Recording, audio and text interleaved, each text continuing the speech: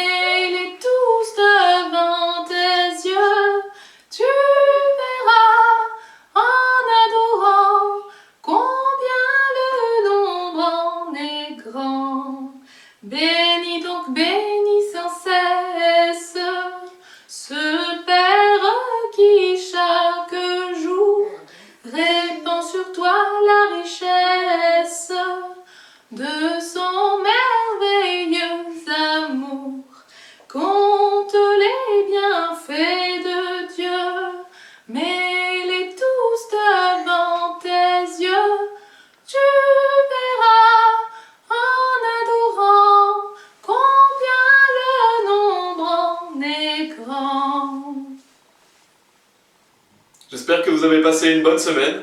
Donc si vous voulez bien, nous allons commencer par prier. Oui, merci Père pour cette grâce de pouvoir nous réunir même virtuellement, de pouvoir te louer, de pouvoir écouter ta parole, Père. Je prie pour que ce message soit édifiant, qu'il puisse aider les frères et sœurs, que tu puisses ouvrir nos cœurs à ta parole et que nous puissions voir ta gloire à travers ta sainte parole. Au nom de Jésus-Christ, Amen. Donc nous allons commencer par étudier le verset de la semaine, qui est Matthieu chapitre 6, verset 33. Donc Matthieu chapitre 6, verset 33, il nous dit « Cherchez premièrement le royaume de Dieu, cherchez premièrement le royaume et la justice de Dieu, et toutes ces choses vous seront données par-dessus. » Donc c'est vraiment un verset qui est très célèbre, qui est très connu, et qui est très important à retenir, car la Bible nous dit qu'il faut chercher premièrement le royaume et la justice de Dieu, et que toutes les choses nous seront données par-dessus. C'est-à-dire que nous devons mettre Dieu en priorité dans nos vies. Dieu doit toujours être notre priorité, il doit toujours être mis en premier, et Dieu prendra soin de ce dont on a besoin. Donc si nous mettons Dieu en premier, Dieu prend soin de nous. Et donc c'est vraiment quelque chose d'important de toujours chercher premièrement le royaume et la justice de Dieu, de toujours mettre Dieu en premier, de marcher avec Dieu. Et Dieu, on a cette garantie, cette promesse que Dieu prendra soin de nous. Et donc c'est un beau verset à méditer, et toujours garder à l'esprit de mettre Dieu en premier dans nos vies. Donc le message aujourd'hui, la semaine dernière nous avions vu l'appel à être sauvé, donc c'était « Venez à moi, l'appel au salut », donc le fait que Dieu appelle tous les hommes à être sauvés, et que Dieu veut que tous les hommes soient sauvés. Et on a vu un peu le salut, on a vu en plusieurs points, je vais en reparler. Et cette semaine, c'est l'appel à l'héritage, donc c'est l'héritage des personnes sauvées. Et le titre du sermon, c'est « L'héritage des saints dans la lumière, l'appel à l'héritage ». Donc on retrouve ce passage, l'héritage des saints dans la lumière, en Colossiens chapitre 1, versets 12 et 13. On va commencer par lire ces deux versets dans Colossiens chapitre 1, où la Bible dit « Rendez grâce au Père, qui nous a rendus capables d'avoir part à l'héritage des saints dans la lumière, qui nous a délivrés de la puissance des ténèbres et nous a transportés dans le royaume du Fils de son amour. » Donc on voit ici que nous devons rendre grâce au Père, nous devons avoir de la gratitude, nous devons rendre grâce au Père dans notre vie de chrétien, avoir de la gratitude c'est important, et il nous dit que Dieu nous a rendus capables d'avoir part à l'héritage des saints dans la lumière. Et donc c'est ça, c'est ce passage que j'utilise pour le sermon, donc le titre du sermon, qui nous a délivrés de la puissance des ténèbres et nous a transportés dans le royaume du Fils de son amour. Donc on voit que nous sommes passés du royaume de la puissance des ténèbres.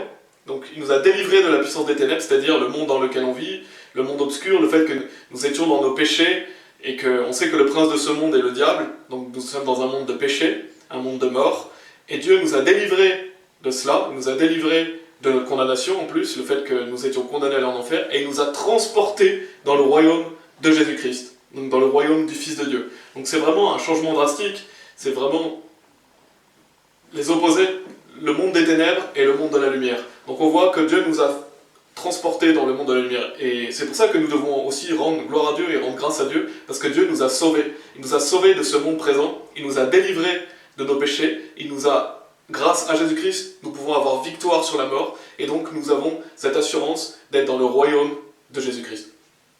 C'est un magnifique verset qui introduit bien le sujet. Et donc aujourd'hui nous allons parler de l'héritage des personnes sauvées. Donc l'héritage des personnes qui ont répondu à l'appel du salut. Donc on avait vu l'appel du salut la semaine dernière, et donc les personnes qui ont répondu positivement vont recevoir l'héritage des saints dans la lumière. Ils vont avoir cet héritage céleste que nous allons voir aujourd'hui.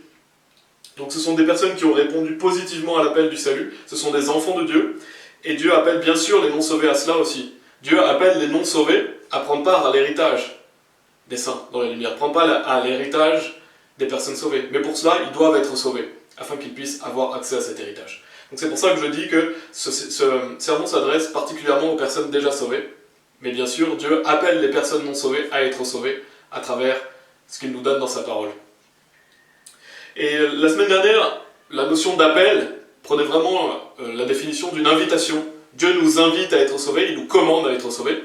Et cette semaine, la notion d'appel, elle prend plus une définition de destination. Donc du fait que là où nous allons aller, et là où nous sommes déjà. Donc c'est vraiment une destination dans le sens où ce sont les choses que nous recevons le jour de notre salut, donc que nous avons déjà reçues. si nous sommes sauvés, et les choses que nous allons recevoir par la suite. Et on avait pris l'illustration d'un bateau la semaine dernière, et on avait dit que ce bateau était Jésus-Christ, donc le fait que Jésus est la porte, lorsque nous rentrons dans son bateau, nous avons cette assurance que ce bateau ira à destination, nous avons cette assurance qu'en Jésus-Christ, nous allons aller au paradis, parce que Dieu a déjà décidé que ceux qui croient en Jésus-Christ vont aller au paradis. Et on a bien vu la semaine dernière que Dieu n'a pas décidé qui va être sauvé, Dieu veut que tout le monde soit sauvé, mais il a décidé comment être sauvé. Et donc, lorsque vous avez répondu à cet appel, lorsque vous êtes en Jésus-Christ, vous êtes dans ce bateau qui a l'assurance et la certitude d'aller à bon port, entre guillemets, c'est-à-dire d'aller au paradis. Et en rentrant dans ce bateau, vous avez aussi tout l'héritage en Jésus-Christ. Donc tout l'héritage que l'on va voir aujourd'hui est aussi une part du fait que vous avez cru en Jésus-Christ, donc on va voir l'héritage qui vous attend en tant qu'enfant de Dieu. Et je veux simplement faire un rappel de ce qu'on a vu la semaine dernière, donc l'appel au salut, l'appel à être sauvé. On avait vu en 5 parties. La première, c'était que le salut est pour tous les pécheurs, donc Dieu appelle tous les pécheurs à la repentance. Il veut que les gens soient pardonnés de leurs péchés. Le deuxième point, c'était que tout le monde est appelé au salut, donc Dieu veut que tous les hommes soient sauvés, et Dieu attire tous les hommes à lui. Le troisième, c'est que l'appel, il est seulement en Jésus-Christ, donc Jésus-Christ est le chemin, la vérité et la vie. Il n'y a de salut en aucun autre. C'est le seul nom qui nous est donné parmi les hommes, par lequel nous devons être sauvés. Le quatrième point, c'est que Dieu nous appelle par sa parole, donc il faut prêcher des versets aux personnes perdues, il faut donner la parole de Dieu, car Dieu nous appelle par sa parole, et la foi vient de ce qu'on entend, et ce qu'on entend vient par la parole de Dieu.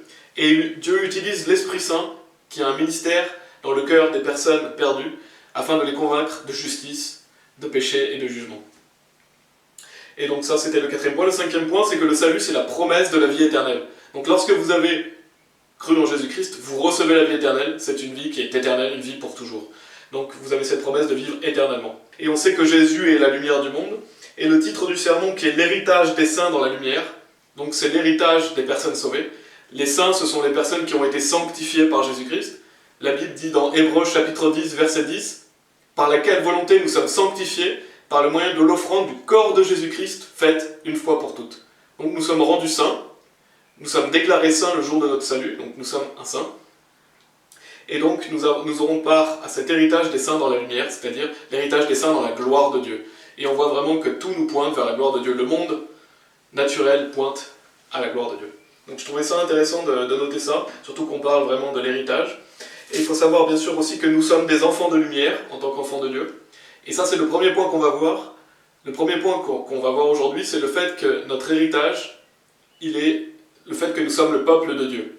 Donc nous, en tant que personnes sauvées, nous sommes le peuple de Dieu. Nous sommes enfants de Dieu. La Bible dit dans Jean chapitre 1, verset 12, « Mais à tous ceux qui l'ont reçu, donc en parlant de Jésus-Christ, en parlant de recevoir la vie éternelle, à eux, il a donné le pouvoir de devenir les fils de Dieu, c'est-à-dire à ceux qui croient en son nom. » Donc la Bible dit que lorsque vous croyez en Jésus-Christ, vous devenez un enfant de Dieu. Et donc si vous le devenez, c'est que vous ne l'êtes pas avant. Donc Dieu a créé tous les êtres humains, mais pour devenir son enfant, son fils ou sa fille, il faut croire dans le Seigneur Jésus-Christ. Et c'est seulement croire, ce n'est pas les œuvres, c'est mettre sa confiance en Jésus-Christ. Et le jour où vous faites cela, vous devenez un enfant de Dieu. C'est la nouvelle naissance, Dieu fait de vous une nouvelle créature, vous rentrez dans la famille de Dieu, et bien sûr, vous y êtes pour l'éternité. Vous êtes en Jésus-Christ, c'est ce qu'on va voir dans le deuxième point, vous appartenez à Dieu, vous êtes un enfant de Dieu, et tout comme votre père physique est toujours votre père spirituel, Dieu, est toujours votre père. Donc c'est un privilège, et c'est vraiment une bénédiction, c'est que non seulement Dieu nous a créés, mais en plus nous devenons son fils ou sa fille le jour de notre salut. Nous sommes de sa famille. Dans Romains chapitre 9, si vous voulez aller dans Romains chapitre 9, on va lire versets 24 à 26, où la Bible dit « Ainsi nous a-t-il appelés, non seulement d'entre les Juifs, mais aussi encore d'entre les païens, selon ce qu'il le dit dans Osée, « J'appellerai mon peuple celui qui n'était pas mon peuple, et bien-aimé celle qui n'était pas la bien-aimée. Et là où on leur disait « Vous n'êtes pas mon peuple », ils seront appelés « fils du Dieu vivant ». Donc on est appelé le peuple de Dieu. En tant que personne sauvée, nous sommes appelés fils du Dieu vivant. Donc fils ou fille du Dieu vivant. Donc c'est vraiment un privilège. Nous sommes le peuple de Dieu. Les chrétiens sont le peuple de Dieu. Et donc nous sommes les enfants du Créateur de l'univers. Il ne faut jamais oublier cela. Dieu est notre Père, comme je l'ai dit, rien ne peut changer cela. Une fois que vous êtes devenu son enfant, vous le restez pour toujours. C'est une certitude. Et Galates chapitre 3, versets 28 et 29 nous parle aussi de cette notion. Il est dit, il n'y a plus ni juif ni grec, il n'y a plus ni esclave ni libre, il n'y a plus ni homme ni femme, car tous vous êtes un en Jésus-Christ. Et si vous êtes à Christ, vous êtes donc la postérité d'Abraham, héritier selon la promesse. Donc on voit, il n'y a plus juif, plus grec, plus esclave, plus libre, plus homme, plus femme, car vous êtes tous un en Christ Jésus. Vous appartenez à Christ. Lorsque vous êtes un enfant de Dieu, vous faites partie de la grande famille des enfants de Dieu, et donc vous appartenez à Christ. Et si vous êtes à Christ, vous êtes la postérité d'Abraham, et donc héritier selon la promesse. Donc, en tant qu'enfants de Dieu, nous sommes les héritiers de la promesse que Dieu a fait à Abraham, et nous sommes la postérité d'Abraham. Et la Bible dit aussi que nous sommes les rachetés de l'Éternel. Dans l'Ancien Testament, c'est vraiment un magnifique verset dans Ésaïe chapitre 51, verset 11, et vraiment un très beau chapitre, Ésaïe chapitre 51, qui nous dit « Ainsi les rachetés de l'Éternel », donc les rachetés de l'Éternel, ce sont les personnes qui ont été sanctifiées, ce sont les saints, ce sont les personnes sauvées, retourneront, ils iront à Sion avec chant de triomphe, et une joie éternelle couronnera leur tête. L'allégresse et la joie s'approcheront, la douleur et les gémissements s'enfuiront.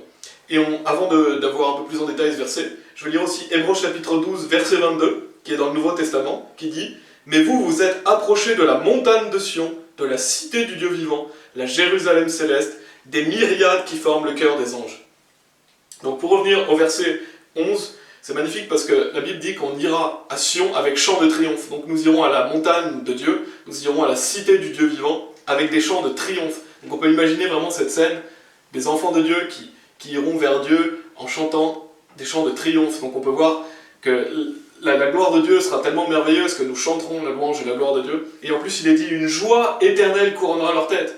Donc imaginez le fait d'avoir une couronne de joie éternelle. C'est merveilleux d'imaginer une chose pareille, nous serons dans la joie éternelle. Car sur cette terre, il y a beaucoup de douleurs, de difficultés, il y a beaucoup de mauvaises choses, mais tout ça sera terminé lorsque nous serons au paradis. Une joie éternelle couronnera notre tête. Donc c'est vraiment un merveilleux passage à toujours se rappeler le fait que nous allons aller dans un royaume éternel où il n'y aura que joie éternelle. Et la Bible dit « l'allégresse et la joie s'approcheront ». Et cette notion d'allégresse, c'est intéressant parce que je suis allé voir dans le Larousse, qu'est-ce que veut dire allégresse, et il est dit « joie vive qui se manifeste extérieurement ». Donc l'allégresse, c'est une joie vive qui se manifeste extérieurement. C'est-à-dire que nous serons tellement joyeux, tellement heureux dans la présence de Dieu et dans le royaume de Dieu, qu'on ne pourra pas faire autrement que d'exprimer notre joie. Donc on ne pourra pas contenir cette joie sera tellement grande qu'elle ressortira. Donc tout le monde sera dans cette joie, cette allégresse, parce que nous serons dans la gloire de l'Éternel, nous serons dans le royaume de Dieu. C'est vraiment un magnifique verset, Ésaïe chapitre 51, verset 11, et Hébreux chapitre 12, verset 22 aussi, car nous sommes de la cité de Dieu, en tant qu'enfants de Dieu, nous sommes citoyens de Sion, nous sommes citoyens de la Jérusalem céleste, et nous allons vivre pour toujours dans la joie éternelle, et nous chanterons la louange et la gloire de Dieu. Il n'y aura plus de douleur, plus de gémissement. Pour un deuxième point, donc ça c'était le premier point, en tant qu'enfants de Dieu, nous avons l'héritage du peuple de Dieu, donc nous sommes appelés enfants de Dieu et nous allons hériter de toutes ces choses. Dans le deuxième point, c'est que nous sommes en Jésus-Christ. Lorsque nous sommes sauvés, nous sommes en Jésus-Christ et il est en nous. Colossiens chapitre 1, verset 27 nous dit « À qui Dieu a voulu faire connaître quelle est la glorieuse richesse de ce mystère parmi les païens, savoir Christ en vous, l'espérance de gloire. » Donc Christ est en vous et c'est votre espérance de gloire. Donc vous savez que vous allez vivre dans la gloire de Dieu. Et le fait que Christ soit en vous, c'est votre espérance de gloire.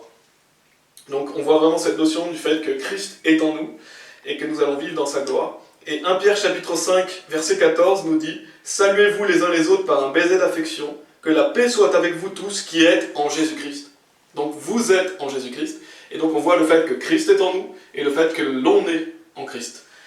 Et nous appartenons à Dieu. Donc Jean chapitre 10, versets 28 et 29 nous dit, donc Jésus-Christ qui parle en parlant des personnes qui croient en lui, « Et je leur donne la vie éternelle, elles ne périront jamais, aucun homme ne les ravira de ma main.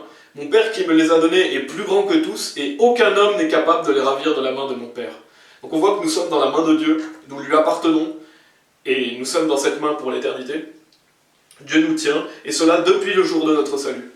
Et donc depuis le jour de notre salut, Nous sommes appelés le peuple de Dieu, nous appartenons à Jésus-Christ, nous sommes en lui, il est en nous. Et nous avons cette certitude car la parole de Dieu l'atteste. Et donc c'est un héritage qui est déjà présent. C'est-à-dire qu'à partir du moment où vous avez cru en Jésus-Christ, vous avez déjà une partie de l'héritage, car l'Esprit Saint vient vivre en vous, Christ est en vous, vous appartenez à Christ, vous êtes un enfant de Dieu, et voilà, donc vous avez déjà une partie d'héritage, mais vous avez des choses qui sont à venir aussi, car vous ne vivez pas encore dans le royaume de Dieu, donc ça c'est à venir, les choses, tout n'est pas manifesté au moment de votre salut, ce sont des choses à venir, et donc tout n'est pas révélé. Mais nous sommes déjà citoyens de Sion, nous sommes déjà citoyens de la cité du Dieu vivant, donc c'est notre patrie. Le troisième point, c'est l'appel à être ressuscité. Donc lorsque nous appartenons à Christ, nous savons que nous allons ressusciter pour la vie éternelle. Jean chapitre 6, verset 40 nous dit « La volonté de celui qui m'a envoyé est que quiconque voit le Fils et croit en lui ait la vie éternelle, et je le ressusciterai au dernier jour. » Donc ça, c'est un bon verset qui explique vraiment clairement le salut, parce que Dieu nous donne quelle est sa volonté. Sa volonté, donc pour le salut, ce n'est pas que vous fassiez des bonnes œuvres, ce n'est pas que vous soyez baptisés, ce n'est pas que vous meniez une bonne vie. Non, c'est pas ça sa volonté pour le salut. Sa volonté, c'est que quiconque voit le Fils, donc c'est-à-dire le voir par la foi, par les yeux de la foi, et croit en lui, ait la vie éternelle, et je le ressusciterai au dernier jour. Donc la volonté du Père, c'est que l'on croit en Jésus-Christ pour recevoir le don de la vie éternelle, et Dieu nous ressuscitera au dernier jour. Donc lors du retour de Jésus-Christ, nous serons ressuscités pour la vie éternelle. Donc nous avons cette assurance d'être ressuscités, c'est notre héritage en tant qu'enfant de Dieu, d'être ressuscités pour la vie. Et on va aller dans 1 Corinthiens chapitre 15, si vous voulez aller, 1 Corinthiens chapitre 15. Je vais lire quelques versets, parce que c'est vraiment un très bon chapitre qui parle de la résurrection, 1 Corinthiens chapitre 15. Au verset 42, il est dit « Ainsi en est-il de la résurrection des morts. Le corps est semé corruptible, il ressuscite incorruptible. » Donc on voit que pour le moment, nous avons un corps corruptible. Nous sommes dans cette chair, nous pouvons mourir. Ce corps n'est pas immortel. Quand nous avons cru en Jésus-Christ, notre esprit est rendu vivant. Il est vivant pour toujours, mais nous avons toujours ce corps de chair. Donc la Bible dit que ce corps est semé corruptible, il ressuscite incorruptible. Donc lorsque vous allez ressusciter, vous allez avoir un corps de gloire, un corps immortel, qui ne peut plus périr. Et donc c'est ce que Dieu nous dit. Et il dit aussi au verset 49, « Et de même que nous avons porté l'image du terrestre, nous porterons aussi l'image du céleste. » Donc là, aujourd'hui, nous portons l'image du terrestre, nous sommes dans ce corps, et un jour, nous allons porter l'image du céleste. Donc ça, c'est une promesse, le fait que nous allons avoir un corps céleste, le fait que nous aurons un corps incorruptible, un corps immortel. Et la parole nous dit, et notamment dans le verset 41 de ce chapitre, que nous aurons des corps de gloire qui diffèrent en gloire. Et je mentionne cela, mais j'en parlerai dans le prochain enseignement sur l'appel, qui sera l'appel à la vie chrétienne. J'en parlerai plus en détail dans cet enseignement, car c'est important de noter le fait que nous aurons un corps qui diffère en gloire l'un de l'autre. Nous n'aurons pas tous le même corps au niveau de la gloire. Et pourquoi ? Parce que ça dépendra de nos œuvres. C'est pour ça que je vais en parler dans le prochain sermon. C'est l'appel à la vie chrétienne, et donc on verra que, et c'est écrit dans la Bible, que les corps de gloire vont différer l'un de l'autre. Et nous serons semblables à Christ, donc tous les enfants de Dieu, toutes les personnes sauvées vont ressusciter et seront semblables à Christ. Dans 1 Jean chapitre 3, versets 1 et 2, il est dit « Voyez quel amour le Père nous a témoigné pour que nous soyons appelés enfants de Dieu. Si le monde ne nous connaît pas, c'est qu'il ne l'a pas connu. Bien-aimés, nous sommes maintenant enfants de Dieu, et ce que nous serons n'a pas encore été manifesté, mais nous savons que lorsque cela sera manifesté, nous serons semblables à lui, parce que nous le verrons tel qu'il est. » Donc on voit déjà ce qu'on a vu dans le premier point. Donc nous sommes appelés les enfants de Dieu, et on voit quel amour le Père nous a témoigné. Quel merveilleux amour le Père nous a témoigné, c'est qu'il a envoyé son Fils bien-aimé pour nous. Son Fils parfait, le Fils de Dieu qui n'a commis aucun péché, qui est parfait, est mort pour des injustes. Lui, le juste, pour des injustes. Donc il n'y a pas de plus grand amour que ce que le Père a fait pour nous. Il n'y a pas de plus grand amour aussi que ce que le Fils a fait pour nous. Donc Dieu a manifesté son amour envers nous dans le fait qu'il ait envoyé son Fils Jésus-Christ mourir pour nos péchés. Et le salut est gratuit pour nous. Donc on voit vraiment quel amour le Père nous a témoigné, et on ne doit jamais oublier cela. On ne doit jamais oublier que Dieu nous aime à tel point qu'il a envoyé son Fils pour nous. Donc soyons reconnaissants vers cela. Et la Bible dit, donc nous sommes maintenant enfants de Dieu, donc comme on l'a vu, on est le peuple de Dieu, on est enfants de Dieu depuis le jour de notre salut, et ce que nous serons n'a pas encore été manifesté, parce que nous n'avons pas encore notre corps de gloire, nous ne sommes pas encore semblables à Jésus-Christ, donc ce sont les choses à venir, l'héritage à venir. Et lorsque cela sera manifesté, nous serons semblables à lui, donc nous serons semblables à Jésus-Christ. Donc ça c'était le troisième point, c'est le fait que nous sommes appelés à ressusciter en tant qu'enfants de Dieu. Le quatrième point, c'est que nous sommes appelés à être participants du royaume. Donc c'est là où nous allons vivre l'éternité dans le royaume de Dieu. Et donc ça rejoint le titre du sermon, l'héritage des saints dans la lumière. Donc l'héritage des saints qui vont vivre dans la gloire de Dieu, dans le royaume de Dieu, et notamment comme on l'a vu dans Colossiens chapitre 1, versets 12 et 13. Et on va aller lire 2 Corinthiens chapitre 12, 2 Corinthiens chapitre 12, des versets 1 à 4.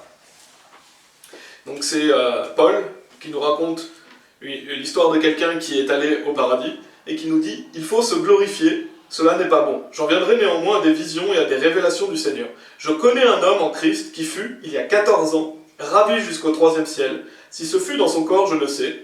Si ce fut hors de son corps, je le sais. Dieu le sait. Et je sais que cet homme, si ce fut dans son corps ou sans son corps, je le sais, Dieu le sait, fut enlevé dans le paradis et qu'il a entendu des paroles ineffables qu'il n'est pas permis à un homme d'exprimer. » Et donc on voit cette personne qui est allée au 3e ciel, cette personne qui est allée au paradis. Paul dit qu'il ne sait pas si c'est dans son corps ou si c'est en esprit. Et ce que je veux noter, c'est ce qu'il est dit à la fin. Il est dit « et qu'il entendit des paroles ineffables qu'il n'est pas permis à un homme d'exprimer ». Donc on voit cette notion d'entendre des paroles ineffables, c'est-à-dire des paroles inexprimables, des paroles qui ne sont pas compréhensibles pour nous humains. Et cela montre à quel point le paradis est un endroit glorieux. Cela montre à quel point le paradis est merveilleux, parce que ce n'est même pas descriptible par des mots humains, et on ne peut même pas décrire, la personne ne peut même pas décrire ce qu'elle a entendu. Ineffable, inexprimable, ça veut dire indescriptible, ça veut dire inconcevable. Donc le paradis est si merveilleux qu'on ne peut pas l'exprimer dans des mots humains. Et Dieu nous donne quelques passages sur le paradis, on va aller dans quelques passages, mais la Bible ne parle pas tant que ça du paradis, et Dieu, bien sûr, nous en parle, mais il n'y a pas non plus énormément de versets qui parlent du paradis, mais on sait que le paradis est un lieu qui est au-delà de tout ce qu'on peut imaginer. Tout ce dont vous rêvez est rien à côté du paradis, c'est-à-dire qu'on ne peut même pas imaginer à quel point c'est merveilleux. Et ça, Dieu nous le montre, notamment dans ce verset 4, et bien sûr on le voit dans d'autres versets. Donc c'est plus grandiose que tout ce qu'on peut rêver.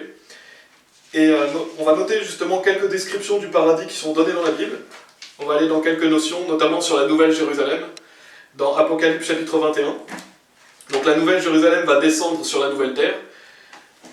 Donc la Nouvelle Terre, c'est après le millénium. Il y a le millénium, après il y a la Nouvelle Terre. Et on voit dans Apocalypse chapitre 21 que la Nouvelle Jérusalem descend sur la Nouvelle Terre. On va lire quelques versets pour parler un peu du paradis, parler un peu de la Jérusalem céleste, notre cité céleste, notre patrie. Donc Apocalypse chapitre 21 nous dit, au verset 10 et 11, « Et il me transporta en esprit », donc c'est Jean qui parle, et qui dit qu'il a été transporté en esprit, « et il me transporta en esprit sur une grande et haute montagne, et il me montra la grande ville, la sainte Jérusalem, qui descendait du ciel d'auprès de Dieu, ayant la gloire de Dieu. Son éclat était semblable à celui d'une pierre très précieuse, d'une pierre de jaspe, transparente comme du cristal. » Donc on voit Jean qui décrit ce qu'il voit, et on voit vraiment que la Nouvelle Jérusalem, donc notre cité, a la gloire de Dieu, et son éclat était semblable à celui d'une pierre très précieuse, donc on voit la beauté de ce lieu, d'une pierre de jaspe transparente comme du cristal. Donc on voit vraiment le fait que notre patrie, notre cité céleste, est vraiment un endroit de pure beauté, un endroit qui est merveilleux. Et Dieu le décrit dans ces versets. Dans les versets 18 et 19 de l'Apocalypse chapitre 21, il est dit aussi « La muraille était construite en jaspe, et la ville était d'or pur, semblable à du verre pur. Les fondements de la muraille de la ville étaient ornés de pierres précieuses de toute espèce, etc. » Donc après, il liste les pierres précieuses. Donc on voit cette notion de pierres précieuses, on voit que les rues sont en or pur, donc on voit vraiment la beauté de ce lieu. Et versets 22 et 23, il est dit « Je ne vis point de temple dans la ville, car le Seigneur Dieu Tout-Puissant est son temple, ainsi que l'agneau. La ville n'a besoin ni du soleil, ni de la lune pour l'éclairer, car la gloire de Dieu l'éclaire, et l'agneau est son flambeau. » Donc on voit le fait qu'il y a la gloire de Dieu. Le royaume de Dieu est un lieu glorieux. Dieu est tellement lumineux qu'il éclaire la ville. Et on voit ces notions de pierres précieuses, d'or pur, etc. Au chapitre 22, verset 1 aussi, on va noter 2 versets dans le chapitre 22. Le verset 1, il dit « Et il me montra un fleuve d'eau de la vie, limpide comme du cristal, qui sortait du trône de Dieu et de l'agneau. » Et donc, on voit notamment dans Apocalypse chapitre 22 que Jésus dit qu'il donnera de l'eau de vie gratuitement. Cette eau de vie qui coule sous le trône de Dieu, c'est cette notion que Dieu donne la vie éternelle, cette notion de salut, et du salut de l'âme, salut de l'esprit. Et il est dit au verset 5, donc en parlant de voir le Père, il est dit « Ses serviteurs le serviront et verront sa face, et son nom sera sur leur front. » Et enfin, j'ai lu un peu du verset 4 aussi, il me semble, mais c'est pour montrer le fait que nous allons voir la face du Père. Donc nous aurons cette bénédiction de voir la face du Père, et son nom sera sur nos fronts. Donc nous sommes son peuple, et nous allons vivre dans la gloire du Père, dans la gloire du Fils. Donc nous serons participants de ce royaume glorieux, et Dieu est le roi, bien sûr, et nous sommes appelés à régner et à servir avec Dieu. Donc lorsque nous irons dans ce royaume, nous servirons Dieu, et nous sommes appelés à régner avec lui. Donc notamment Apocalypse chapitre 20, verset 6, qui nous parle de la notion du fait de régner avec Dieu. Il est dit « Heureux et saints ceux qui ont part à la première résurrection. La seconde mort n'a point de pouvoir sur eux, mais ils seront sacrificateurs de Dieu et de Christ, et ils régneront avec lui pendant 1000 ans. » Donc là, c'est le millénium. On voit le fait qu'en tant qu'enfants de Dieu, nous allons régner avec Christ, et nous allons être sacrificateurs de Dieu et de Christ. Et donc cette notion de régner. Et je ne vais pas rentrer trop dans les détails là-dessus. On le verra aussi dans l'appel à la vie chrétienne, le fait que nous n'allons pas tous régner à la même autorité. Il y aura Dieu va distribuer de l'autorité à ses serviteurs en fonction de leurs œuvres.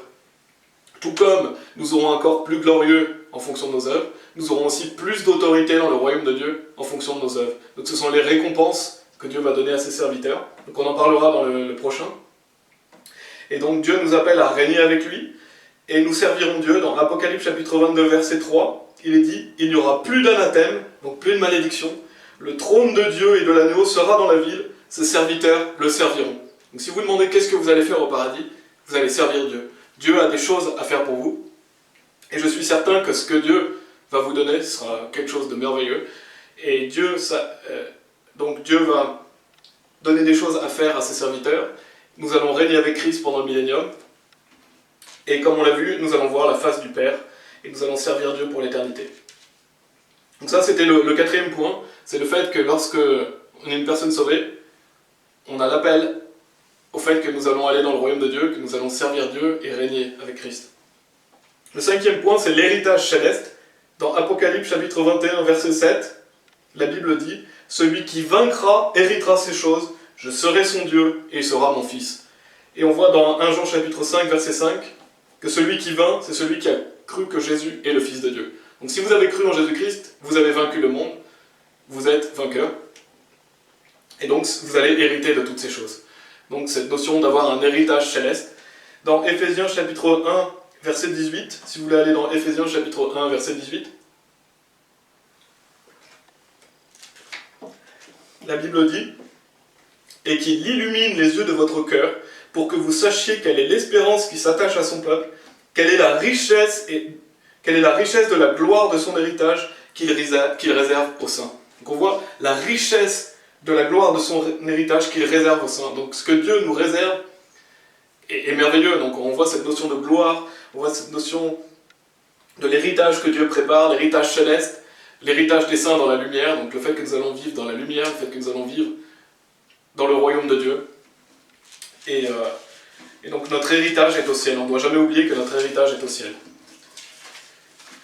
La Bible dit aussi que nous sommes héritiers et co-héritiers dans Romains chapitre 8, verset 17.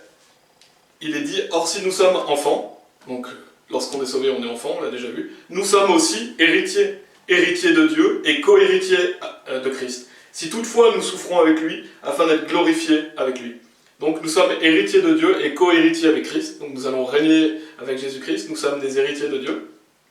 Et il est dit aussi, si toutefois nous souffrons avec lui, afin d'être glorifiés avec lui. Parce que si vous souffrez pour Christ, donc lorsque vous êtes sauvés pour toujours, rien ne peut changer ça.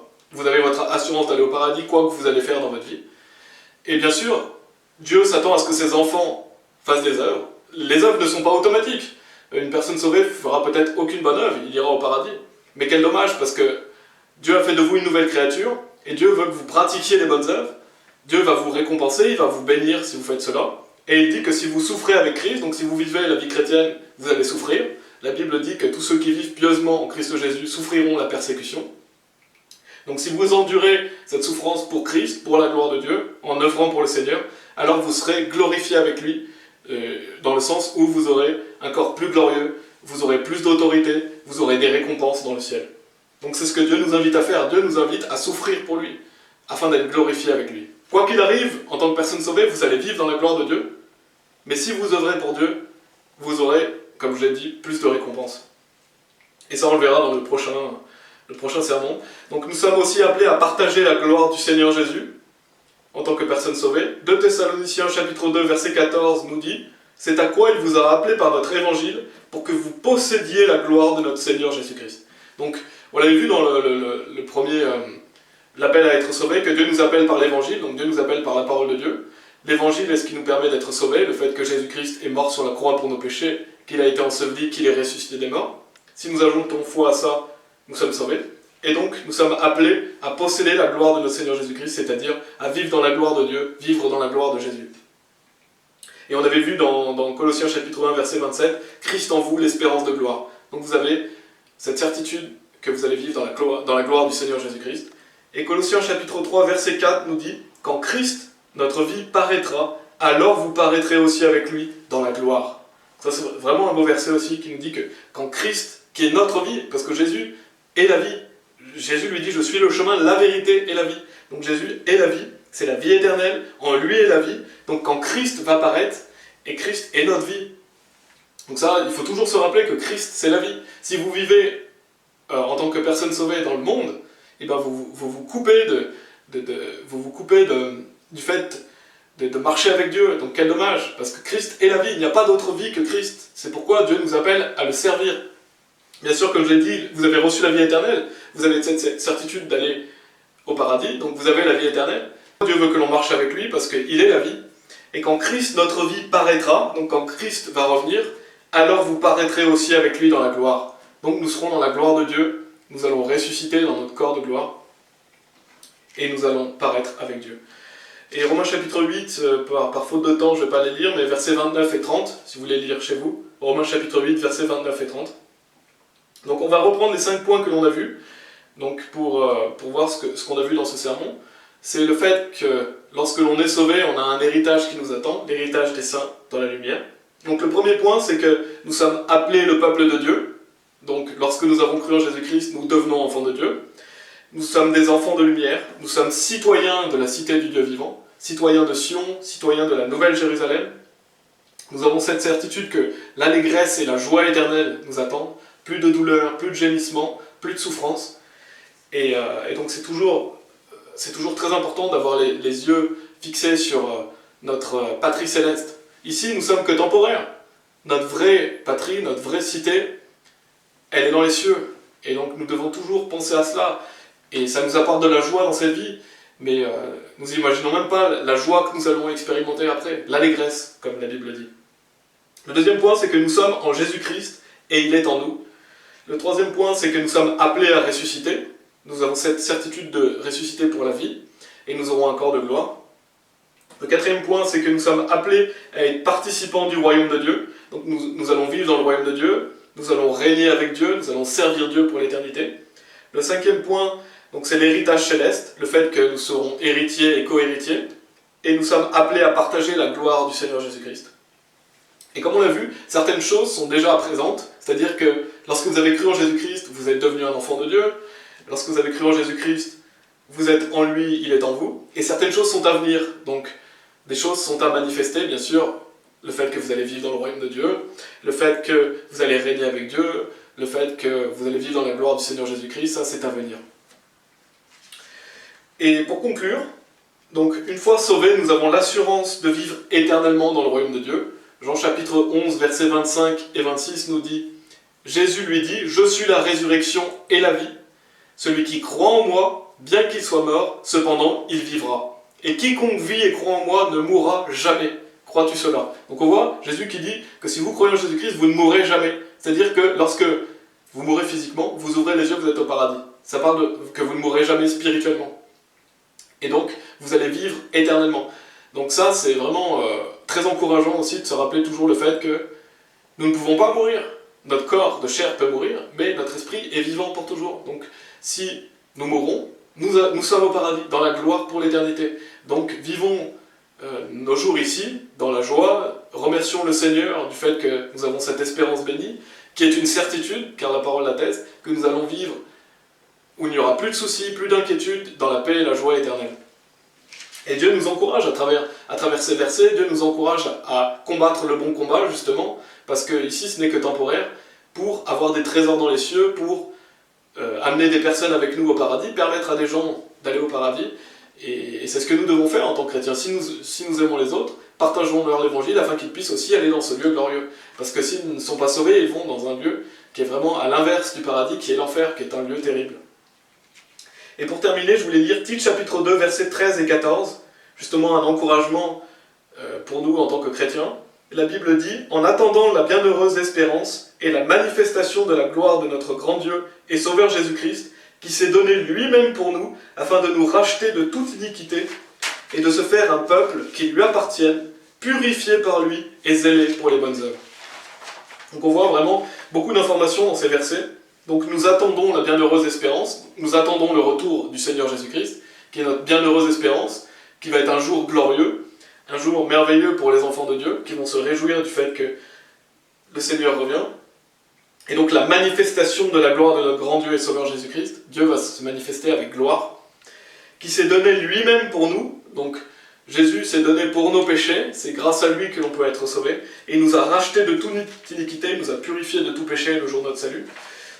Et Dieu a fait cela, donc lorsque nous sommes sauvés, nous devenons une nouvelle créature, et la suite du verset nous dit, et de se faire un peuple qui lui appartienne. Donc Dieu, vous appartenez à Dieu, vous êtes un enfant de Dieu, comme on l'a vu dans le premier point, vous lui appartenez, purifié par lui, et zélé pour les bonnes œuvres. Donc ça c'est important à noter, c'est que si vous êtes sauvés, gloire à Dieu, vous êtes certains d'aller au paradis. Maintenant, ce que Dieu vous dit, c'est que vous êtes un peuple particulier. Dieu vous a racheté pour que vous puissiez le servir. Et comme je l'ai déjà mentionné, servir Dieu, ce n'est pas automatique, parce qu'en tant qu'enfants de Dieu, nous avons la chair et l'esprit. La Bible dit qu'il y a une lutte, il faut revêtir le nouvel homme, donc cela demande des efforts, et nous devons marcher par l'esprit pour cela. Et c'est ce que Dieu attend des personnes sauvées. Dieu s'est racheté un peuple particulier, afin que ce peuple puisse le servir, et faire des bonnes œuvres. Donc Dieu attend de nous des choses, et nous devons obéir à Dieu, car si nous ne le faisons pas, Dieu va nous châtier, et Dieu va nous ramener sur le droit chemin. Et donc, au lieu, justement, d'être châtiés par Dieu ou de mener une vie misérable le temps qu'il nous reste ici sur terre, vivons la vie chrétienne, et nous aurons des choses merveilleuses qui nous attendent, plus de récompenses si nous œuvrons pour Dieu. Donc on doit toujours garder ça à l'esprit, que Dieu s'est racheté un peuple particulier, zélé pour les bonnes œuvres. Et le zèle, c'est vraiment montrer que nous soyons bouillants pour Dieu, que nous soyons zélés, que nous ayons de l'audace. Donc voilà, je voulais terminer avec cela. Et donc, j'espère que ce sermon est un encouragement pour vous. N'oubliez jamais l'héritage des saints dans la lumière, l'héritage qui vous attend. Et méditez vraiment ces choses. N'oubliez jamais ça tous les jours, car nous vivons dans un monde obscur. Mais nous avons été transférés dans le royaume de Jésus-Christ et rien ne peut changer cela.